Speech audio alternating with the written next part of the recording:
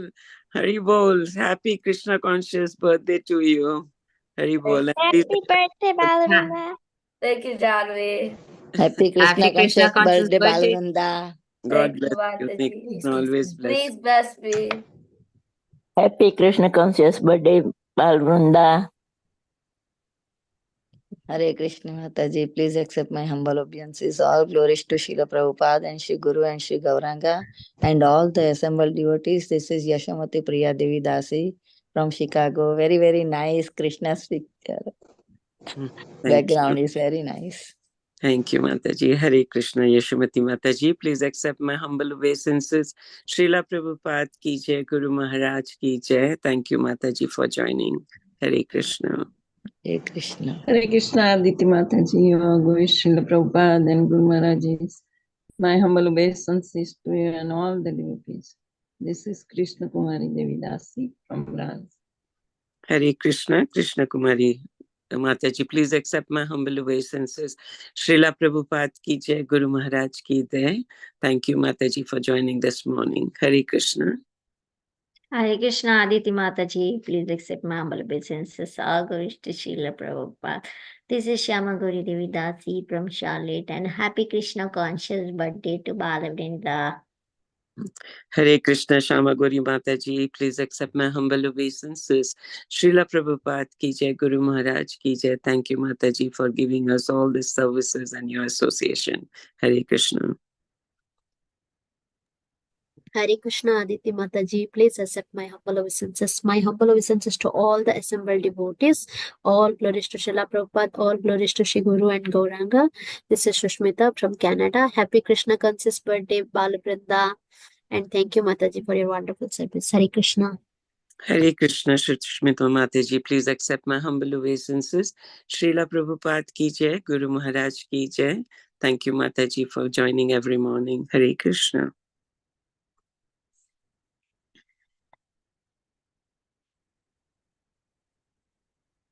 Is there anybody else who would like to introduce themselves?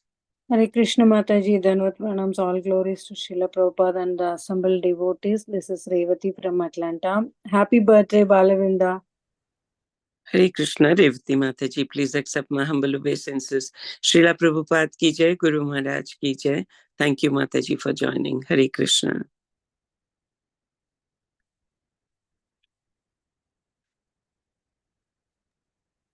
Hare Krishna. Okay. Maybe we will move on to our next session. And today we are very fortunate to have His Grace Keshavanand Prabhuji this morning to enlighten us on the topic of Srimad Bhagavatam, Canto 7, Chapter 13, verse 10. But before we move forward, I would like Ayan Prabhuji to give a brief introduction. Hare Krishna Mataji, Dhanvat Pranam. I offer my obeisances to all the assembled devotees. All glories to Srila Prabhupada. Here is a very brief introduction for our dear speaker, His Grace Keshavanand Das. Prabhuji was a professional doctor for many years, and he is now a practicing monk. Since the last 20 years, he has conducted extensive research and authored books in the field of science and spirituality. He feels the rift between science and spirituality must disappear to bring peace in the world.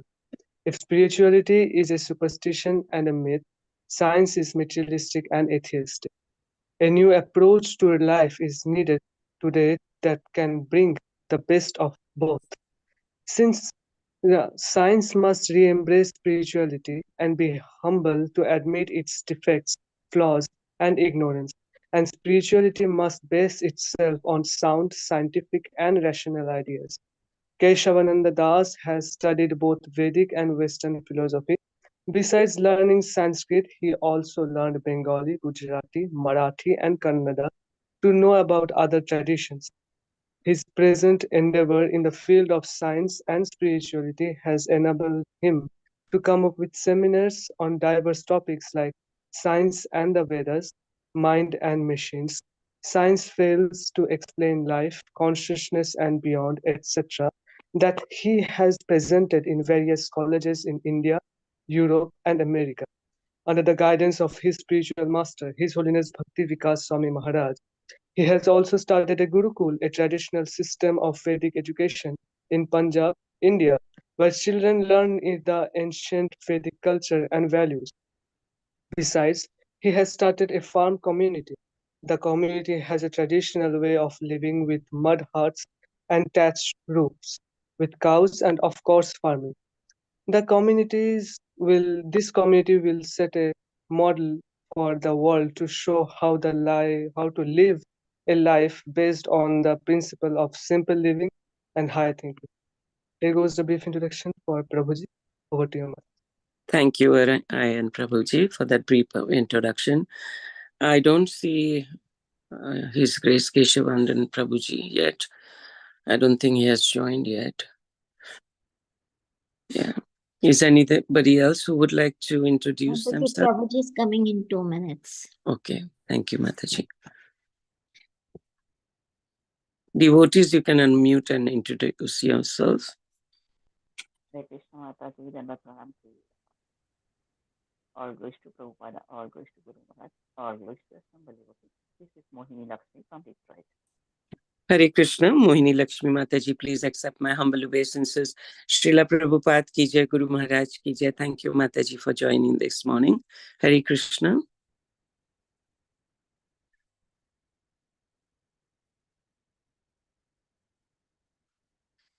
Maybe we can continue our chanting. Hare Krishna. Hare Krishna, Prabhuji, Dandavat Pranam. Please accept my Hare humble obeisances. Srila Prabhupada ki jai, Guru Maharaj ki jai. Thank you so much for giving your valuable time and association this morning, Prabhuji. And you will be enlightening us on Srimad Bhagavatam, Canto 7, Chapter 13 and verse 10. Over to you, Prabhuji. Yeah, can you somebody can read this verse? Okay. Yes, Prabhuji. Indu Lekha Yes, Mataji. Mataji. Hare Krishna. Om Namo Bhagavate Vasudevaya. Om Namo Bhagavate Vasudevaya. Om Namo Bhagavate Vasudevaya. Reading from Canto 7, Chapter 13, Text 10. Avyaktalingo vyaktartho manishya unmata balavat kavir mukhavad atmanam sadrishtya darshayendranam. Translation and purport by His Divine Grace, A.C. Bhaktivedanta Swami Srila Prabhupada ki jai. Although a saintly person may not expose himself to the vision of human society, by his behavior, his purpose is disclosed. To human society, he should present himself like a restless child. And although he is the greatest thoughtful orator, he should present himself like a dumb man. Purport. A great personality very much advanced in Krishna consciousness may not expose himself by the signs of a sannyasi. To cover himself, he may live like a restless child or a dumb person, although he is the greatest orator or poet. Hare Krishna.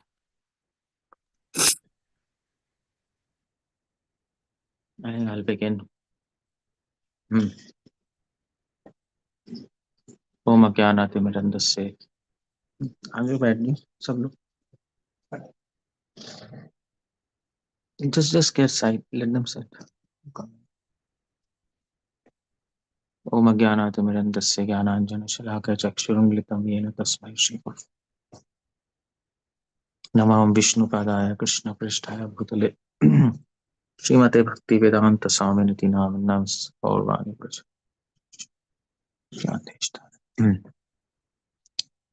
So this is verse 7, 13, 10. Avyaktalingo vyaktartho manishaya unmata balavat kavir mukavat atmanam sadrishtaya drishyayet nrinam. Yeah, the idea of this verse is that how a sannyasi, what are the symptoms of a sannyasi? By the way, sannyasis, a saintly person, Prabhupada translates. Now, sannyasi is, there are various levels of sannyasi. And Srila Prabhupada comments in the purport. This is 7:13:10. Prabhupada relates in his purport that this verse is talking about a very advanced person in Krishna consciousness who may not expose himself in the public. Now, Srila Prabhupada mentions in the first canto that sannyas has 4 levels.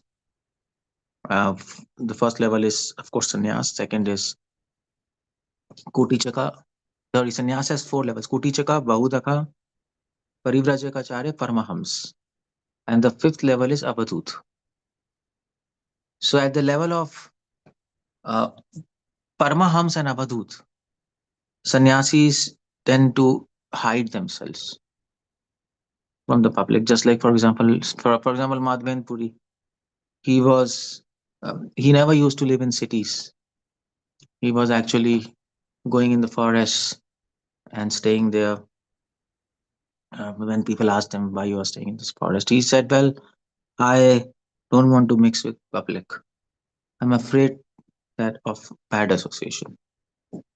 So that is why some saintly people, they might not expose themselves in the public, especially Paramahamsa and Abhadut. And Abhadut are a case where they're talking about Abhadut in this verse. Unmat Balavat. Unmat means madness, Balavat means like child. So Abhadut, if you see Abhadut, they will remain like a child and a mad person. Just like Nityanand Prabhu. If you read Chaitanya Bhagavat, Nityanand Prabhu always used to roam naked in the streets of Mayapur and Navadip. And he used to like uh, so he used to go to Sachima's house and he used to remove all his clothes. He was just acting like Unmat Balavat, exactly this verse. He used to say, he used to sometimes go to Srivas Thakur's house and he used to suck the breast of Malini Devi and drink milk. And his age was 32 years. And Malini, I think she was like 76, 80 something.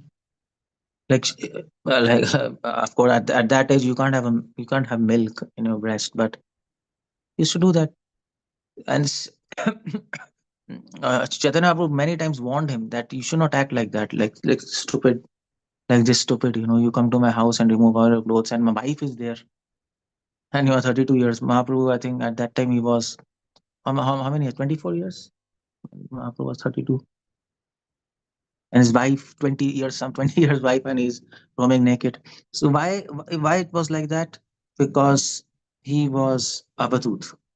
Abhadut are a stage of sannyas where they don't consider the rules and regulations of society. Rishabdev, he was roaming naked.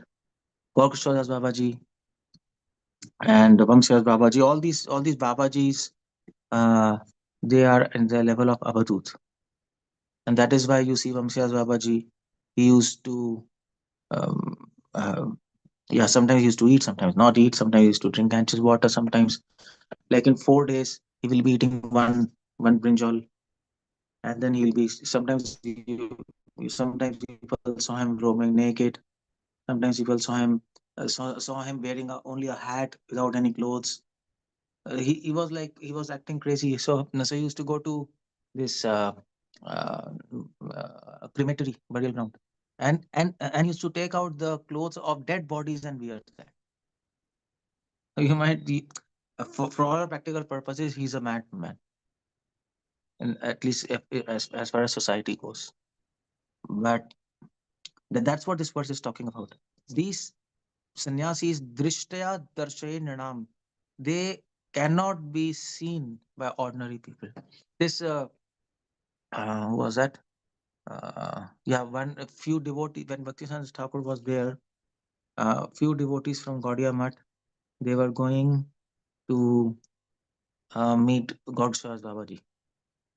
And they went, they were going to have blessings of Vamsiyas Babaji.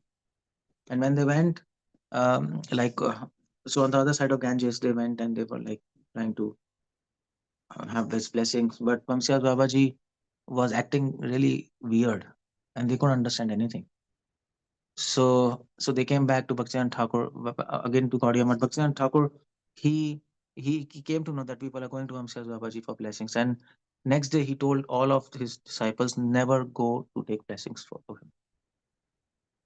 People thought that Bhakti Santa is telling because he's a Sahicha or whatever, but that was not the case. Later he explained why I'm telling you, because you will not be able to understand what he's doing and you will commit offenses.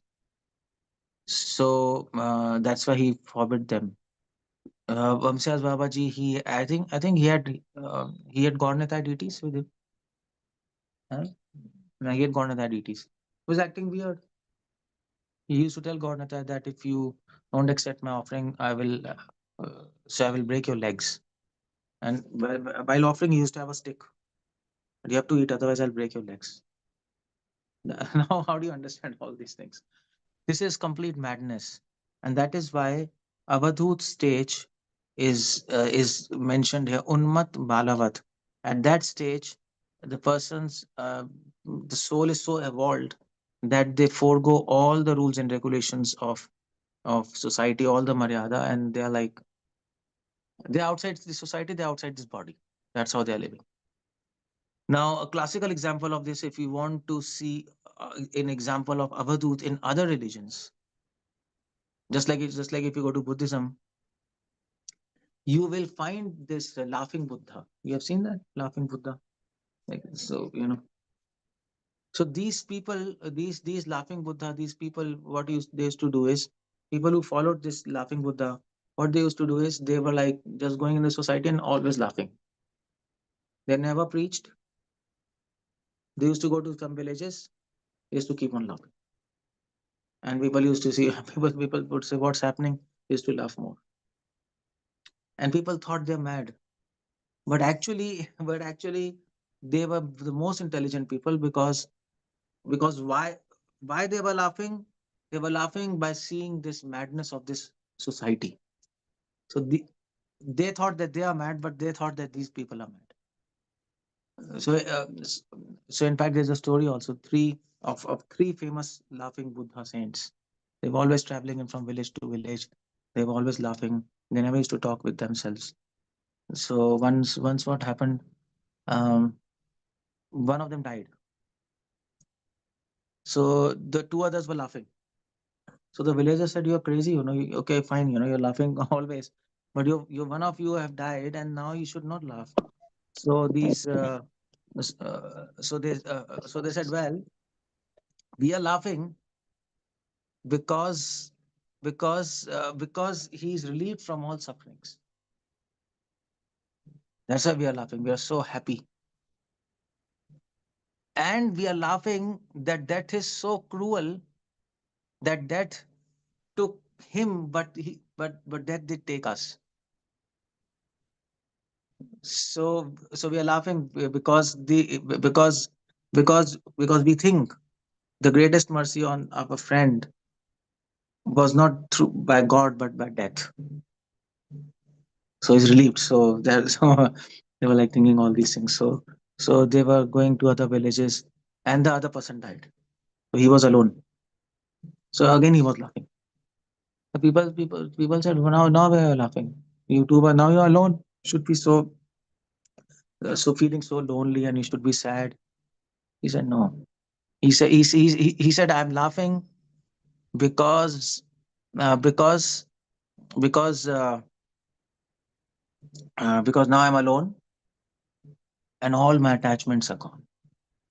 The only attachment I had was this friend, and he's also gone. So I'm now free." So that's how these people. This is the example of Abadut. Their thinking is completely. Their brain is completely differently wired than us. We are not like that. There was one saint who had cancer, and all his disciples were like, they were like sad. What happened?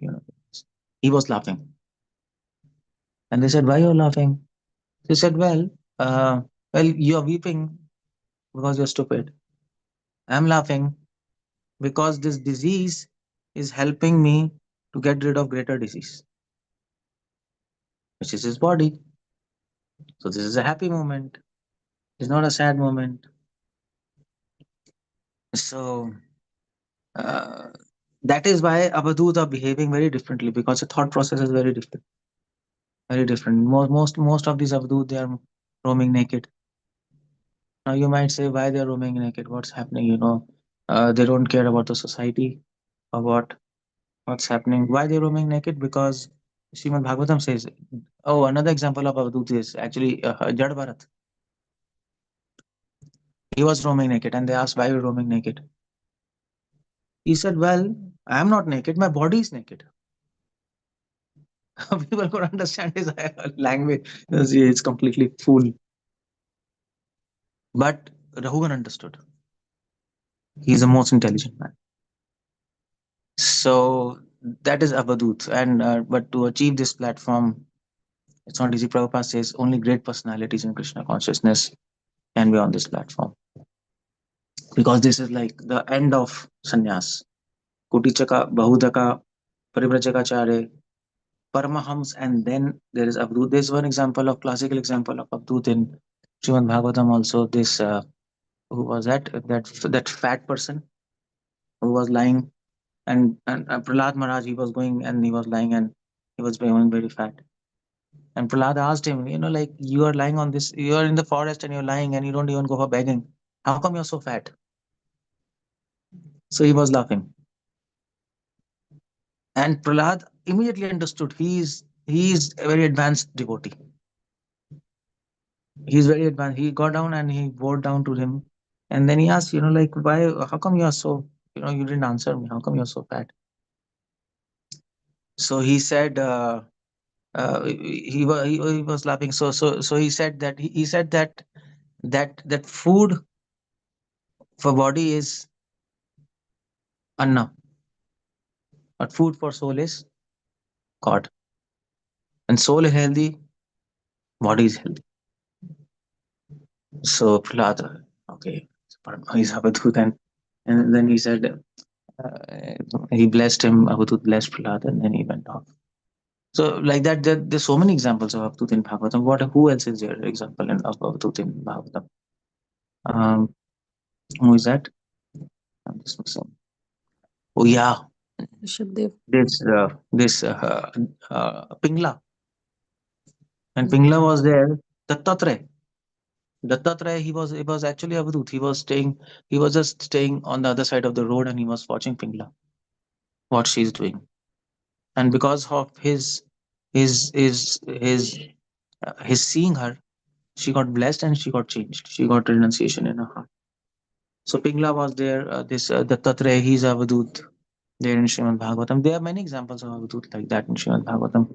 Examples of kings and example of Avadhut. In fact, Srimad Bhagavatam is called Paramaham Shastra.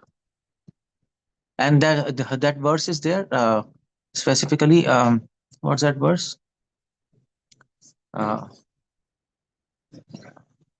Rotati, Hasati, Gayati, Unmadvat Nityati. How does it say? Yeah, yeah. So that famous verse, Evam Priya So Nama.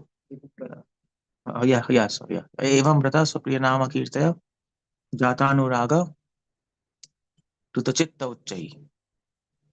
Roti, Rodati, Hasati, Gayati, Unmadvat Unmadvat Nityati Lokabhai. That's a verse. So what Bhagavatam is trying to do with us? Bhagavatam wants to make us Paramahams. So the day you go to temple, and you start dancing, I mean to say, so everybody dances in temple, but if you start dancing and your clothes fall off and you don't notice that, that means you have reached the platform of Paramahams. That's how it goes. Yeah. Unmadvat Lokabhai. People don't consider the these Avaduts, they have no. Actually, Srimad Bhagavatam says these Avaduts are not living in the body. They appear to be living in the body, but they're not in the body. Now, the question comes, how they have reached to that platform? That's the question. Haridas Thakur, he was going village to village, he was dancing, and he didn't care about what people are thinking, what's happening. He was Avadut. So how to reach? Now, the aim of life is to become avadut. Of course, in an institutional society, as a preacher, we don't want to become an avadut, but by heart, we all should be avadut. Externally, we can be a sannyasi, a grahast, pravajekacharya, or whatever designations we have. But internally, everybody should be avadut. In our Gaudiya Sampradaya, generally Bhagavatam calls these people as avadut, but Gaudiya Vaishnava Sampradaya calls them as Babajis. And that is where Bhakti Sanskrit Thakur, he took sannyas, the lowest platform. He took sannyas, and people were saying, "Oh, you are so arrogant. You took sannyas, you think you are the topmost." He said, "Come on, all our Goswamis are Babajis, they are avadut, and I'm taking a lower position. I'm becoming a sannyasi. I'm considering the norms of the society. So this means still I am in a bodily concept of life." And those, all these Goswamis, all these Babajis, they never consider any norms of society. They were just staying, doing their bhajan. So they didn't have any bodily concept of life. So who is superior, they or me? So I took a step down to actually help people, um, to preach to them. But by heart, Bhakti Siddhanta was Apadut. By heart, he was completely detached from everything, and I mean to say everything, because he spent 9 years chanting. 9 years he was chanting. How much vow he took? You chant? No, no. Yeah. 9 lakh holy names. 9 lakh तो कुछ नहीं होता. 1 lakh तो वही हो गया क्या? 9 lakh 9 lakh rounds थे. I don't know, something he took about, and it took 9 years to complete those. That vow. Okay, 9 billion. It's written 1 billion. Somebody writes 1 billion. Somebody writes 9 billion. Whatever it is, it took 9 years to chant complete his rounds. And then when he completed his rounds, people saw him running in the streets of Mayapur, chanting Krishna, Krishna, Gaura, Gaura. People saw him in the Ganges, swimming like mad person. He was what happened? He reached to that stage of Avadut. At the same time, he um, so when he came to his hut, a paper came flying in the air to his hut where he was doing bhajan. So he was doing his bhajan in actually Rudradweep. Was sitting, and a paper came flying, and in that paper a verse was written. What's that? Vaishnav Seva Jive Daya Namaruchi. And he saw that Jive Daya and Vaishnav Seva Namaruchi was doing, and he saw Jive Daya, and he thought, okay, fine, this is an indication of Mahaprabhu, and the time has come to preach. And immediately went to Calcutta. He bought a suit, and he wore that suit, and he went to a lawyer, and he said, "I want to establish a society, Gaudiya society. I want to establish that." And he started preaching. That was him.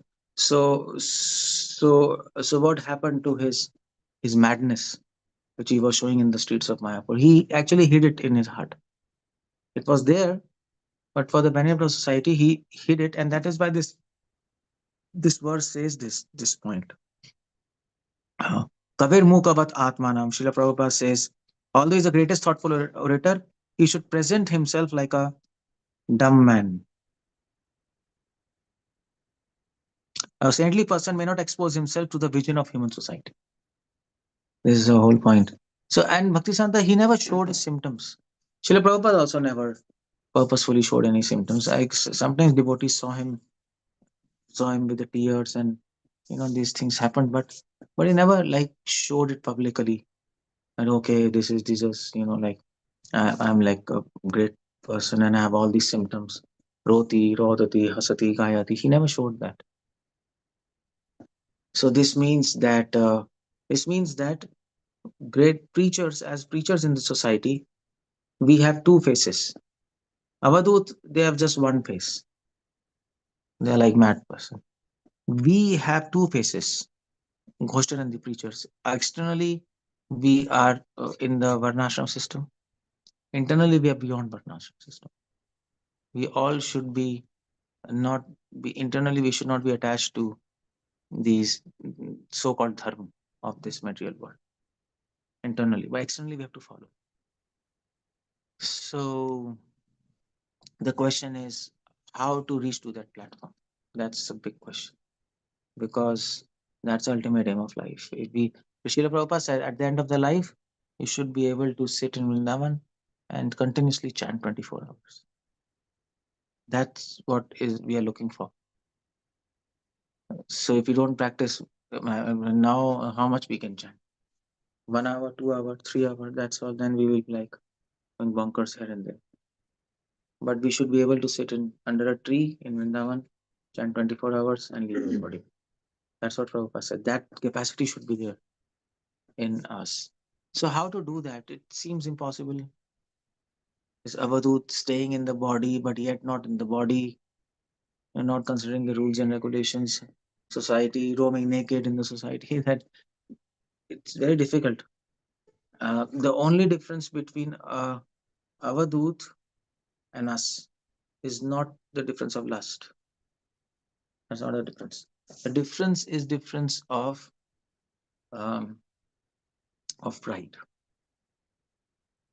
Pride. That's not lust. They are free of pride, and that's why they can roam naked. They can just sit anywhere. They don't consider the praise of the society as something valuable. For them, it's false. It's worthless actually. They praise and they blasphemy. Both have no value in their eyes, and that is why they are like the topmost. So, and that is why puja la pratishtha. As devotees, if we want to become a Avadut, we have to get free of this puja la pratishtha. We have to get free of the tendency to get respect and to feel bad when you are disrespected. If you can't do that, you'll not go up. Lust is not so difficult to overcome. I mean to say, at least grossly. Most of us who are in Krishna consciousness, they are 5-6 years. We are okay. That's fine enough.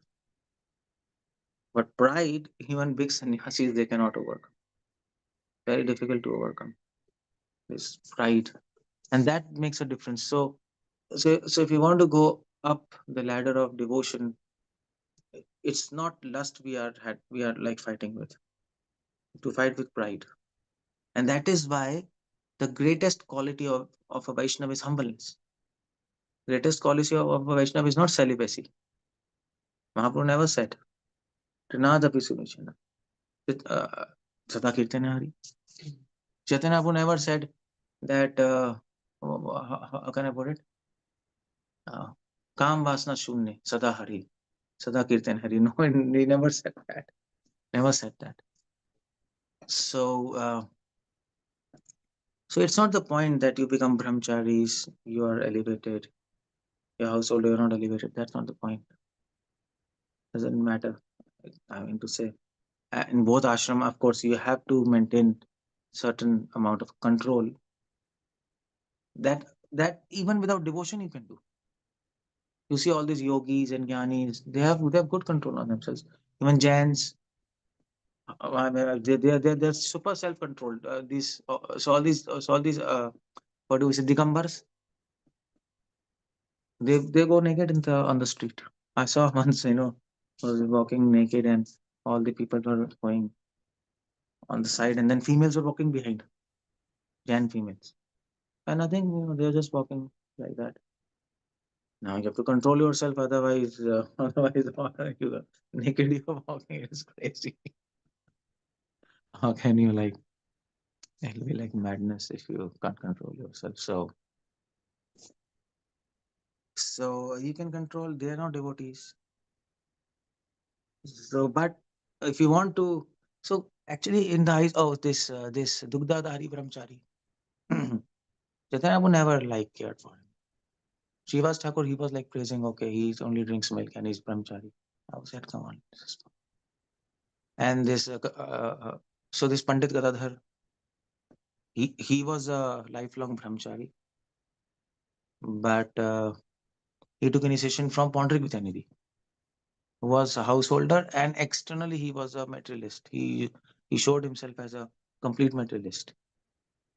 So in Mahaprabhu's associates, Many of them were householders. Most of them were householders, actually.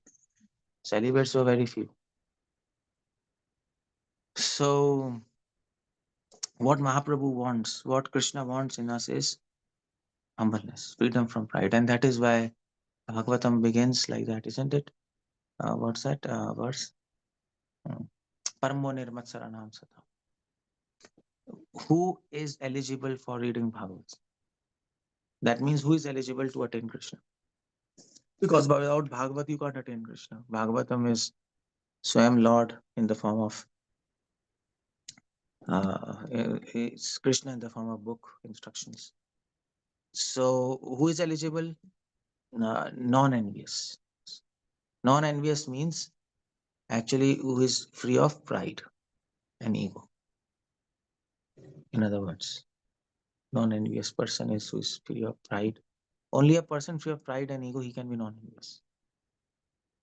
You can't be non-envious if you're not free of pride and ego. It's impossible. So all these avadut, that is the trick to actually elevate in Krishna consciousness. We have to fight with our um, so we say hankar in Sanskrit. Our desire, aman and aman dena, that's the whole point. Our desire to gain respect and our desire and our first a desire to gain respect, and on the other hand, if we're disrespected, we have to overcome the feeling of being hurt. Otherwise, we'll not advance in Krishna consciousness. In fact, Srimad Bhagavatam says, a lusty man, an angry man, a greedy man, calm, krodh, lobh, all these three gates for hell. They can come to me. They're not debarred. The only person who cannot come to me is who is having pride. Or in other words, enviousness. Or in other words, kapata, diplomacy. Only that person is ineligible to do devotion. So we have to become avadut. How to do that? Become free of pride. Now the whole question is, how do we become free of pride? Now you see a child, a small child, he or she can dance in the public. Sometimes they can also roam naked, they don't mind. Small children, they have no idea what's happening.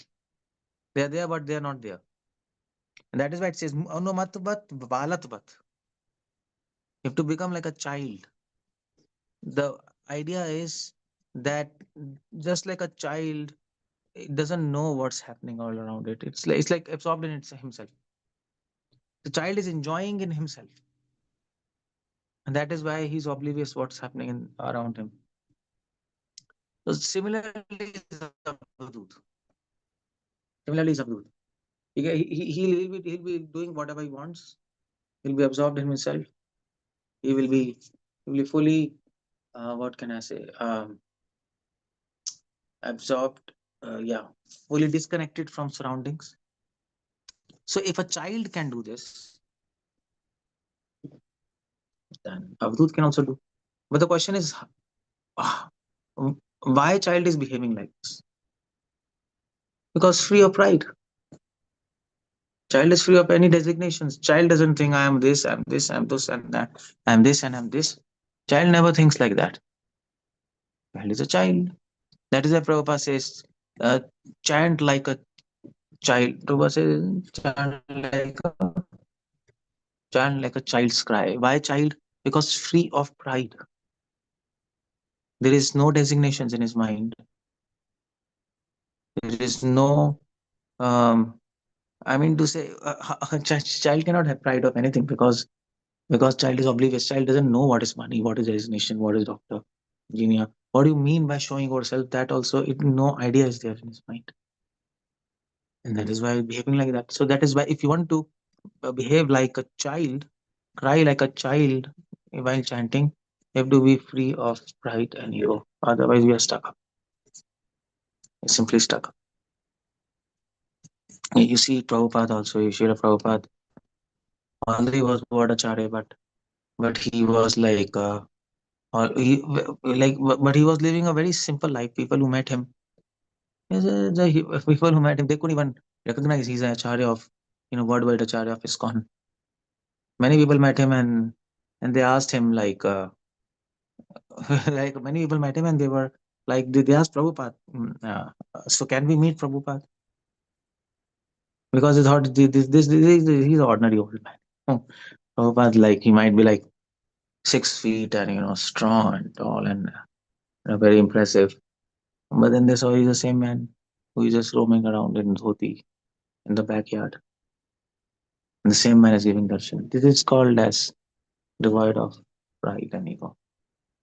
Anyway, this whole um, this whole talk, this whole subject matter, how to free ourselves of pride, that's the question. Now, to do that, first we have to understand what is pride. Otherwise, we'll not be able to free ourselves from this pride. Isn't it? First, we have to understand the enemy, and then we have to attack and wipe that out. So, what is pride? That's a question. Now, this question has many answers, but one thing we have to understand is pride has many levels. It's not like, okay, this is pride and get rid of it. No, various levels of pride are there. And slowly, layer by layer, we become free of pride. So, pride is not a point phenomena. This is pride and you wipe it off. Pride is actually a phenomena of layers. Gross pride, subtlest pride. Gross pride is, I am Indian, American, Chinese, Prabhupada said. Little subtle pride is there. I am what? I'm this body. More subtler than this is, I am independent of God. That's also pride. Yogis and Gyanis, they're proud. Avamanina. So what's that verse? What's that verse? No, Bhagavatam. Vimuktamaninas. They're full of words. How does it? Ye Arvindaksha Vimuktamaninas.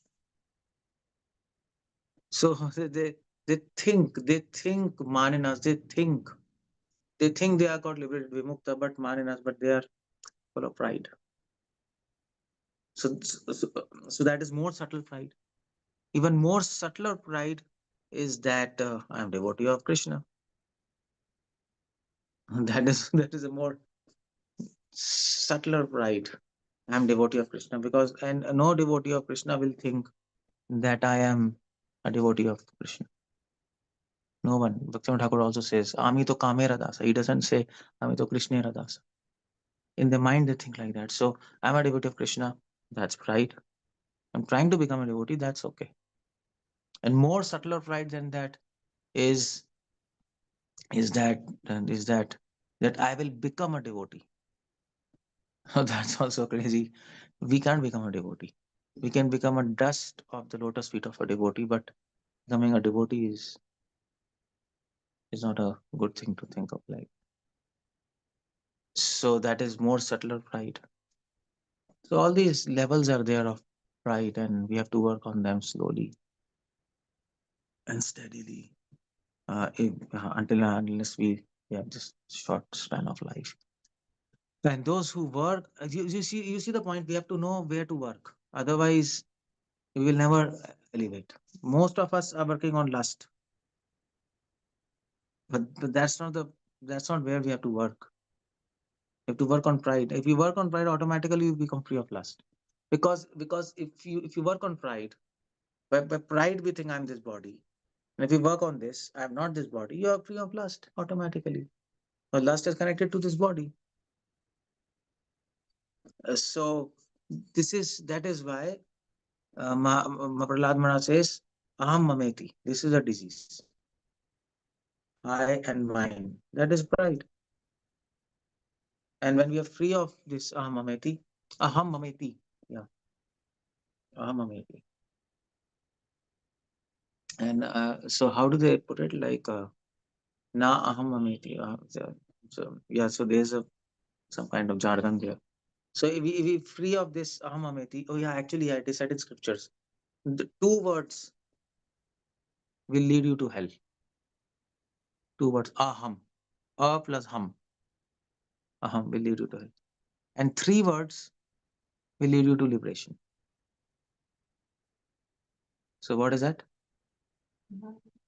Hmm? Na aham. Aham is nothing. Aham is actually two words leading to hell. Aham. And three words will lead you to liberation. Okay, this is a homework. You just try to find it out. This is a very famous verse in scriptures. Three words will lead you to liberation. So you have to so you have to reverse aham. You have to reverse aham. Huh?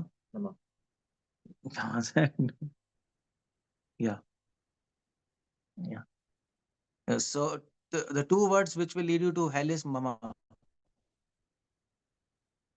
Mama. And three words which lead you to liberation is namaha. That's how it goes. Mama and nama. That's how it goes. It is said in scriptures. And something is also related to aham also. Aham, and you reverse it, and it's very nice verse. So this is what is this verse is talking about. This verse is also talking about this, giving two examples. One is like a child, unmat balatpat. Another is kavir muka batatmana. This is quite interesting because kavi in Sanskrit means what kavi means. Kavi means poet. Kavi also means a physician, Ayurvedic physician. They were called kavi. A scholar, also called kavi, and kavir mukavat, and a good orator and a preacher. So these great devotees, they don't, although they are great orators and preachers, mukavat, they don't preach. Just like this laughing Buddha, they're not preaching. Jagannath Das Babaji, he could preach. Bhaktivinoda Thakur used to consult Jagannath Das Babaji. Was so apt in philosophy. I mean, this Bhaktivinoda Thakur even used to consult Gaudeshwar Babaji. He was illiterate, but he was mukavat. He never preached. He always said, "I'm a madman. Don't consult me." I was living in a toilet. Even if somebody wanted to consult, he couldn't even come to consult. Who will come in a toilet? So that is what is another symptom of a devotee. A devotee will not try to project himself as a devotee or a preacher. Of course, in preaching mission, you see it's quite risky because automatically people recognize you as a preacher, a good orator. Like praises come automatically. They'll come. You can't avoid it. Just like shadow follows a substance, fame follows a preacher. It will happen. So what to do in that case? What to do in that case? In that case, kavir mukavat. In that case, what you have to do is you can't stop preaching, but you have to, inside your heart, you have to think like an avadut. For an avadut, nothing matters. The praise of others people, the defame, it matters nothing to him. You see, Srila Prabhupada used to say, if if so if one donkey praises you, doesn't matter. Two donkeys, doesn't matter. 10 donkeys praise you, doesn't matter. 1,000 donkeys praise you, doesn't matter actually. Those all are donkeys. All are donkeys. So similarly, a devotee knows whatever praise is there for him. People are doing, people are like materialistic people, their praise doesn't matter at all. Doesn't add to anything. And devotees praise. Devotees are praising not myself, but they are praising Lord, who is using me to do this service. Devotees conception is that. So that is kavir mukava. So these two symptoms are there. If we want to advance in Krishna consciousness, the two things we have to focus. First is pride, which you have to work internally. We have to change our life. We have to act accordingly, whatever it is. And the second is is uh, is actually hiding oneself from the public, hiding your emotions, hiding your devotion from the public, keeping it in your heart. Don't show. Narottam Das Thakur said, "Don't show." Kabir Mukavat. Mukavat means hiding. So Narottam Das Thakur advises in Prem Bhakti Chandrika, never show or share your realizations with everyone. Don't do that.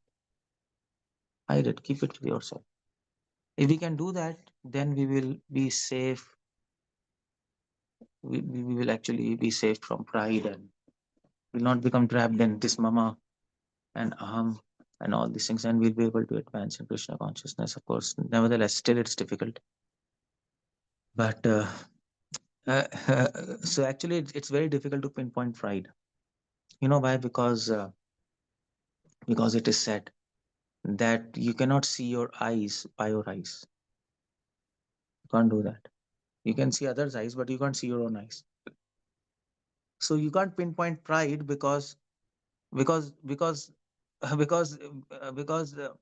we are trying to think through ahankar.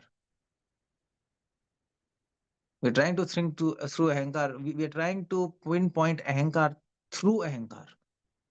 That's not possible. Just like we're trying to see eyes through eyes. It's impossible to do that. Okay, I will pinpoint my ahankar, my pride. That is in itself pride. I will be able to pinpoint pride. No, so many saints couldn't do it, and I will do it. It's crazy to think like that in itself. So it's a loop. It's a loop. It's a loop. So that is what this verse is talking about, helping us. Why this verse is said? Not this verse is not inspiring us to become avadut, and we can't even do this in this life. But at least we can follow the footsteps, and we can understand why they are different from us. They're not different from us because they're acting weird. They're different from us because they are nirmat saranam satam. They're free of absolutely free of puja, la, pratishtha, and hankar. It's like zero for them, and that is reflected in their behavior as a madman in the society. Because the whole society, the norms of the society are based on ahankar.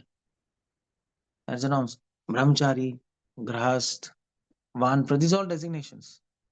And so that is why when they asked Mahaprabhu, "Who are you?" He said, "Naam Vipro, na sannyasi, na grahapati." I am not sannyasi. I am not grahast. I am not vaishya. I am not shudra.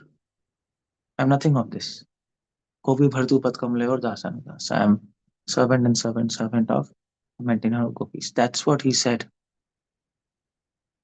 So that is why uh, it is not so easy to actually get free of his pride, because it's a it is a hen and check, hen and chick. So who came first, egg or the hen? You don't know. It's revolving around. So how to get free of this pujala pratishtha and pride? We need help. We need help of Krishna. But before we receive help, we should know where we have to work. If we don't know where to work, even Krishna will not help. How he will help? If I am trying to do something on the so if I'm trying to do something on the ground floor, somebody can help me on the ground floor to clean it.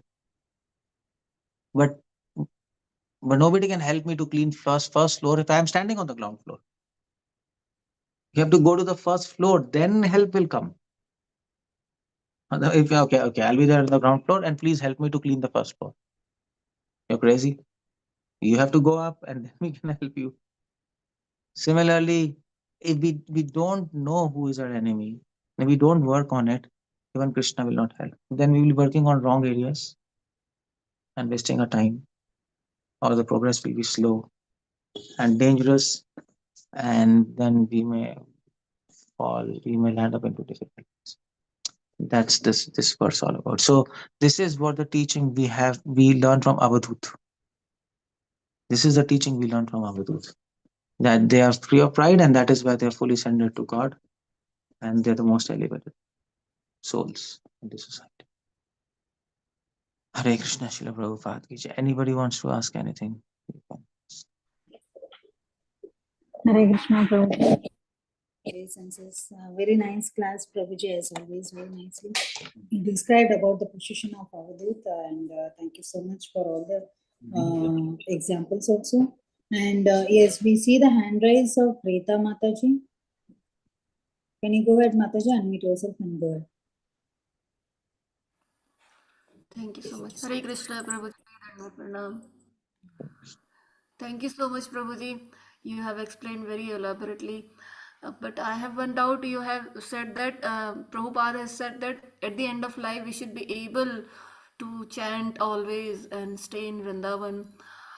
But how do we know when is the end of life? I mean, we all are not going to get that much older, no? Well, we don't need to know how much is our life, but we have to prepare ourselves so that whenever death comes, before that we should be able to chant 24 hours. So we have to prepare ourselves. But if we can't prepare, then next life. The idea is Prabhupada is setting a target. We should be able to chant 24 hours without getting bored. Prabhupada added this, without getting bored. Prabhupada said, should be able to chant 24 hours without getting bored.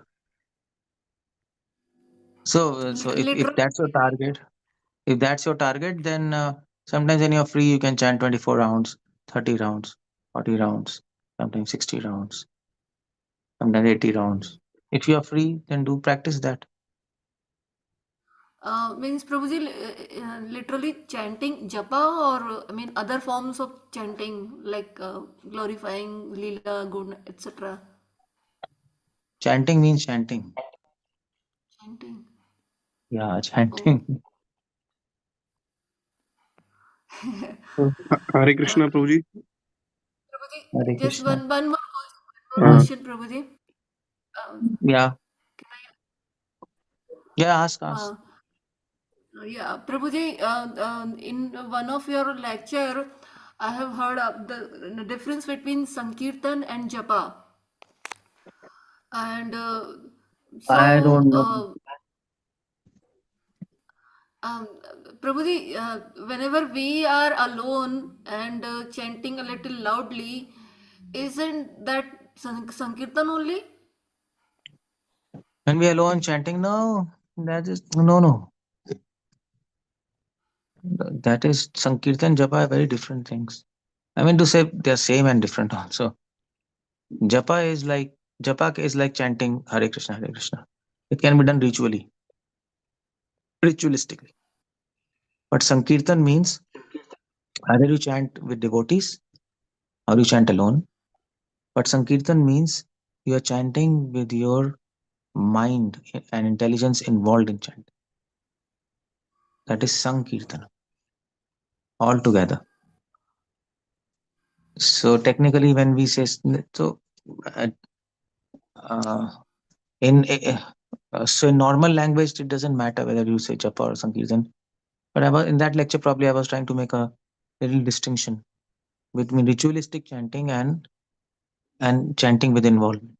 That is what I suppose I was trying to make that point clear.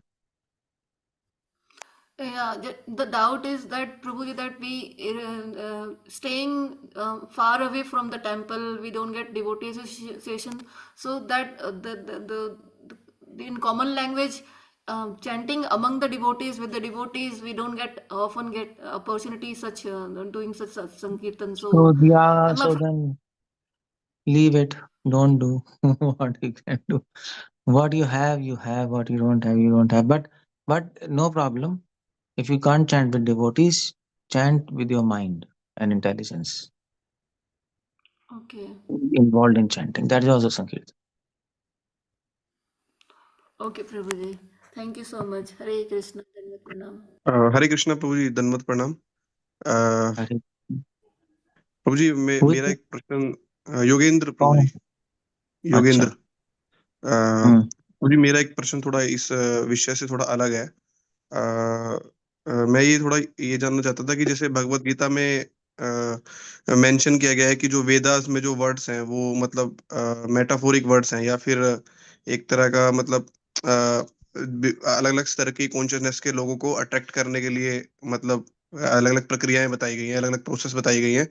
तो ऐसे ही श्रीमद् भागवतम में भी जो universe का description आता है, जो demigods का कॉन्सेप्ट आता है, सो वो भी क्या मतलब it is like a metaphoric, some stories are using as a metaphoric, और some are used as a मतलब is it reality happen, what is the मतलब डिवोटी का पर्सपेक्टिव क्या है उसको लेके? किसको लेके? Cosmology?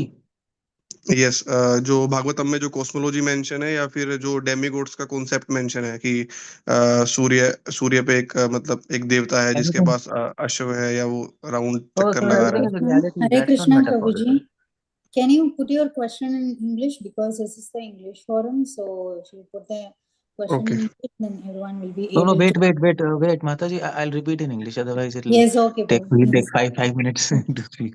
Okay, the question is that is cosmology in Bhagavata metaphorical or it's reality, basically, and even other things.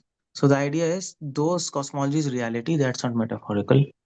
If you consider that metaphorical, if that was metaphorical, then the whole third and fourth canto becomes useless. And first of all, uh, if it was metaphor, the idea of speaking cosmology is not to explain cosmology. Idea of explaining cosmology is to make an impression that how great is God. His creation is so great. How much greater will be God? So if you say cosmology is metaphorical and illusion, just an example, then the greatness of God is gone. So that amounts to Mayavad in one sense. So we're trying to to say cosmology and all this is metaphorical and an example just made up to explain what is reality, then the whole thing collapses. Then the purpose is lost. So that's all reality. We might not understand everything, but that's all reality. Uh, okay, Prabhuji.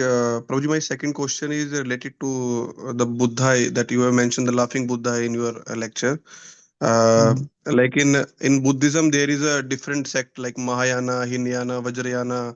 So there are the different theories in the concept of attaining the supreme consciousness. So my question is ki uh, in some Mahayana text, it is mentioned that the Buddha never discuss about the soul concept, or about the concept of any parallel universe or heavens and hells. So in Vaishnav Sampradaya, we consider as a Buddha as an incarnation of Supreme Personality. So why didn't Buddha choose to mention these kinds of why did not Buddha mention unanswer these questions? Even if at the time there was also sadhus was there, siddhas was there, so Buddha can also re-establish the Because Krishna's because philosophy. he because he came with a purpose. He came with a purpose to reject Vedas. And why? Because Brahmanas were actually misutilizing Vedas. So he came with a purpose to reject Vedas and tell them, you talk so big philosophies, but you're not even a good human being. So forget these philosophies and first become human being. First follow Dhamma, that is Dharma. That was his purpose, and he fulfilled his mission and went back. But then when Chaitanya Mahaprabhu came, then same situation was there. Matlab, at the time, same Brahmana was doing their own kind of things, karma kandas Oh no, they it were was not doing. like that. No. At time of Buddha, it was a very bad situation.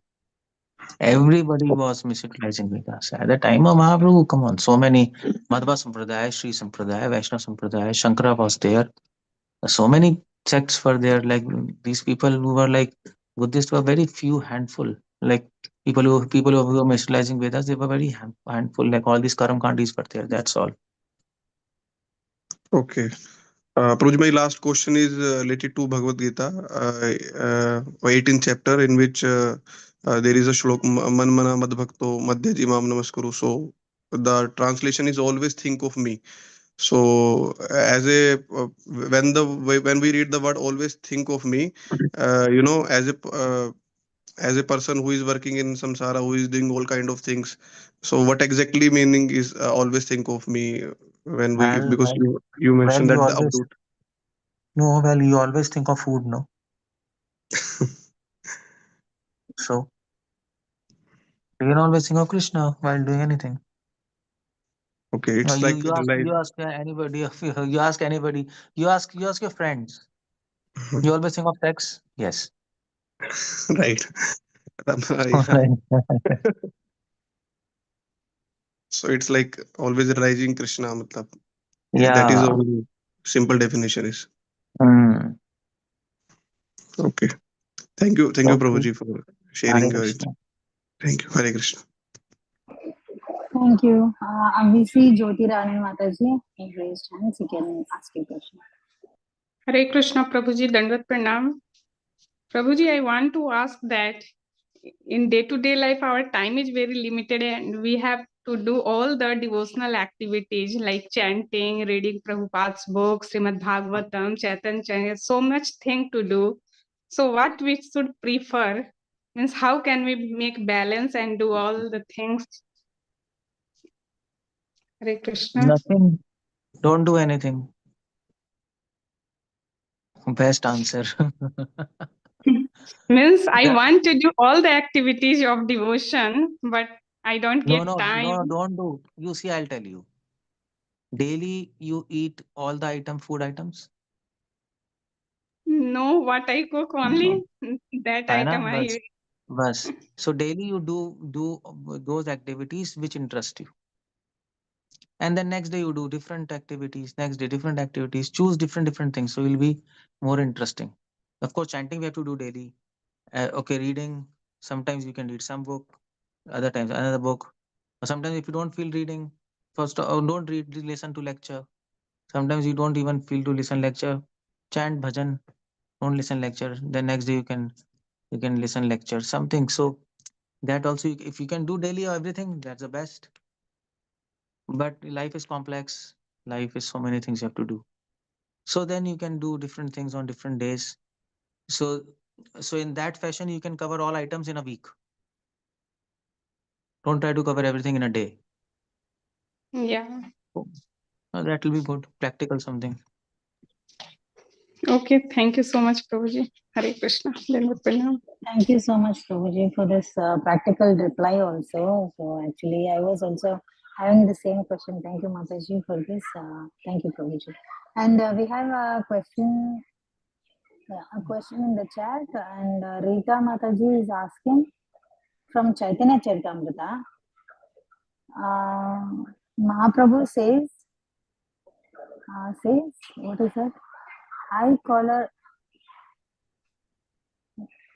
I couldn't understand this. Mataji, can you unmute yourself? Yeah, Mataji, I was saying, Mahaprabhu says in Chaitanya Bhagavatam, Chaitanya Charitamrita that he caused suffering to Prakasanand Saraswati with cholera, or he got some disease because Mahaprabhu gave it to him because he is following Mayavad philosophy and preaching about it, and he's cutting my body parts. But I was, and still he is not understanding. But my question is, how will Prakasanand understand that he's suffering because of his concept about Mayavad philosophy? He doesn't know why he's suffering, just like we also don't know why we are suffering. Yeah, we don't know why we are suffering because we don't want to know. That's all. So he doesn't want to know, so he can't know. But the day he wishes to know, Lord God will reveal to him. So it's not God's fault, it is our fault.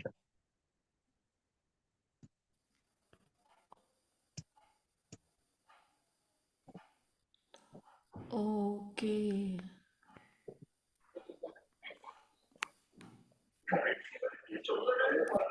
Okay. Yeah, thank you so much, Prabhu. So that's why we are always away from Krishna. So that's why Krishna is not revealing himself. When we want to approach Krishna, then he will be open to us. So he Yeah. will slowly start to reveal himself. Yeah. So yeah, I think there's a verse even in Chaitanya Charitamrita about the same. I don't know about that. Yeah. Mhm. So thank you so much, Prabhuji. And I don't find any more questions in the chat box or hand raise. And Parvati Mataji is wishing you happy birthday. Me? And there are a few comments. Yeah. Yeah. My birthday was there. I think yesterday or what? Yesterday. Oh, is it, But Prabhu? Happy I think birthday it's to you, today in Prabhu. America. Probably. Happy birthday to you, Prabhuji, from Bhakti Sangha. Hare Krishna. Okay. Hare Krishna. So bless, bless us and pray for us to No. Come continue on. our You spiritual. have to bless me and pray for me. It's my birthday, no? It's not your birthday.